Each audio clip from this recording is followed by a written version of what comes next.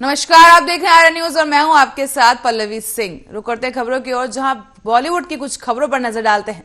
और उससे पहले आपको बता दें कि बैटल ऑफ बंगाल में हर दिन कोई ना कोई नया विवाद खड़ा होता हुआ नजर आ रहा है।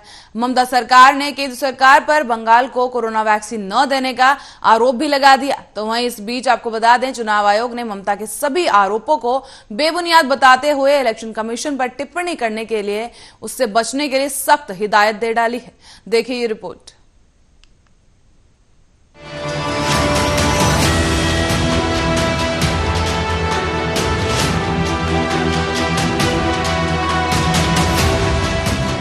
आगामी 5 राज्यों के विधानसभा चुनावों में सबसे ज्यादा चर्चा बंगाल चुनाव की है।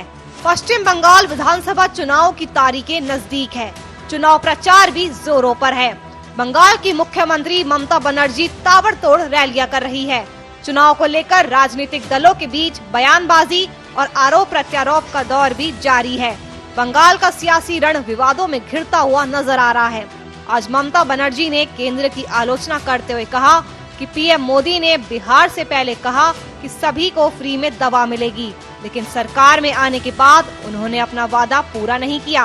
ममता ने कहा है केंद्र सरकार पश्चिम बंगाल को कोरोना वैक्सीन की सप्लाई नहीं दे रही है।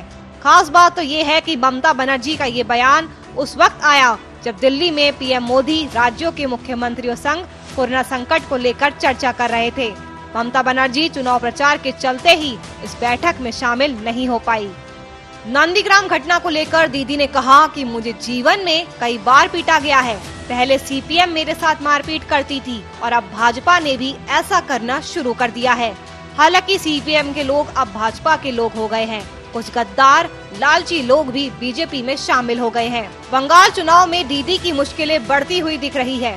चुनाव आयोग ने पुरुलिया में ममता बनर्जी के हर गरीब के घर तक मुफ्त राशन पहुँचाने की योजना का ऐलान करने पर रिपोर्ट मांगी है। चुनाव आयोग ये जानना चाहता है कि क्या ऐसी कोई नीति का ऐलान पहले तृणमूल सरकार ने किया था या ये कदम आदर्श चुनाव आचार संहिता का उल्लंघन है। इसके अलावा चुनाव आयोग ने सीएम ममता द्वारा लगाए गए सभी आरोपों को सिरे से खारिज कर दिया है।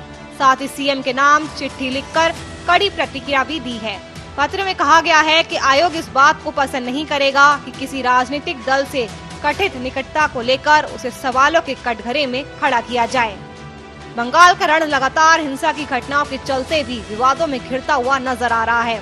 कल बीजेपी अध्यक्ष जेपी नड्डा पुरुलिया में भीमराव अंबेडकर सम्मान यात्रा को हरी झंडी दिखाने वाले थे, लेकिन उससे पहले ही बस में तोड़फोड़ कर दी गई। बीजेपी ने इस हमले का आरोप टीएमसी पर लगाया है। अब सवाल उठता है कि बंगाल में आखिरकार चुनावी हिंसा कब थमने का नाम लेगी, या यूं ही बैटल ऑफ बंगाल विवादों में घिरा रहेगा।